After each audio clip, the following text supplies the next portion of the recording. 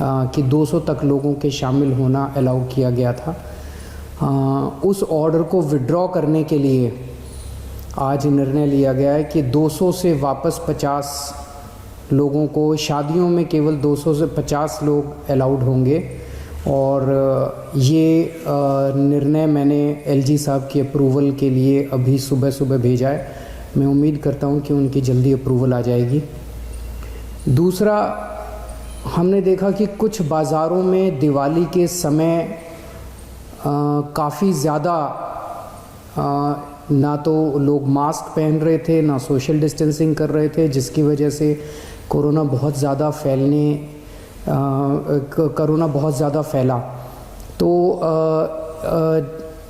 एक प्रस्ताव केंद्र सरकार को भेजा जा रहा है कि केंद्र सरकार ने पिछली बार जो गाइडलाइंस जारी किए थे उसमें उन्होंने कहा था कि कोई भी राज्य सरकार अगर किसी भी लोकल लेवल पे, छोटे लेवल पे भी अगर कहीं कोई लॉकडाउन लगाना चाहती है तो उसे केंद्र सरकार की परमिशन लेनी पड़ेगी।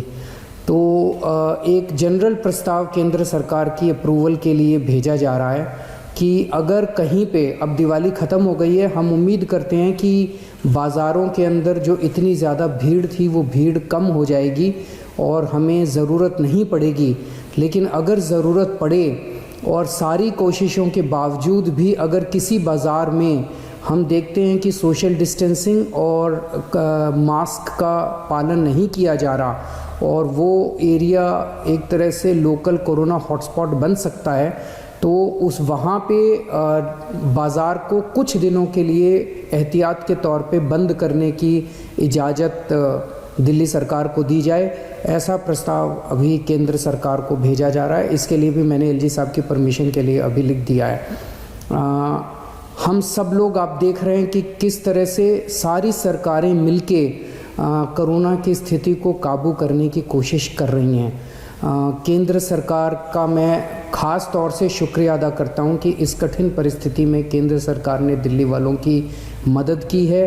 और सबसे बड़ी मदद है कि जो उन्होंने 750 आईसीयू बेड्स और जल्द से जल्द बढ़ाने का उन्होंने आश्वासन दिया है।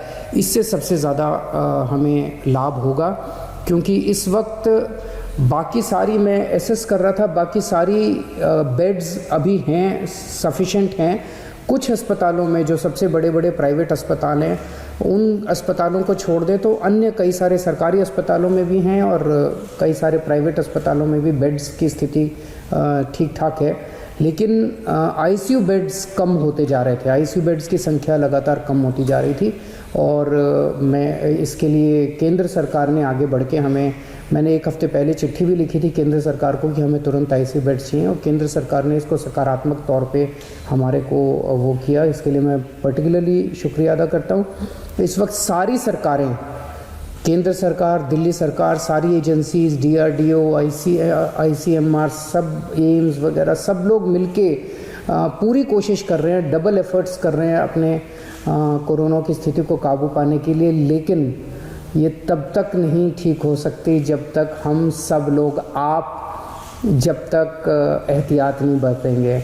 मेरी आपसे हाथ जोड़ के विनती है कि आप ये कोई किसी और के लिए नहीं मांग रहे, आप ही के लिए, आप ही के स्वास्थ्य के लिए, आपकी ज़िंदगी के लिए, आपके परिवार के लिए आपसे अपील कर रहे हैं कि मास्क ज़रूर पहनिए, सोशल डिस्टेंसिंग का पालन ज़रूर कीजिए।